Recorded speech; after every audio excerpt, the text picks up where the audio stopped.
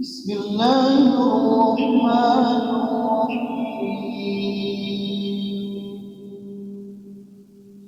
سبحان الذي أسرى بعبده ليلا من المسجد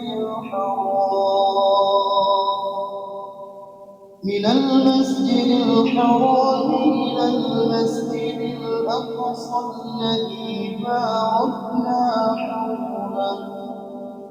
الذي باركنا حوله لنريه من آياتنا إنه هو السميع البصير.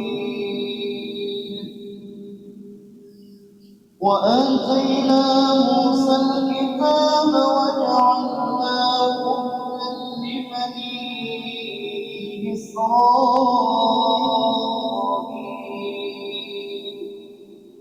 وجعلناه هدى لبني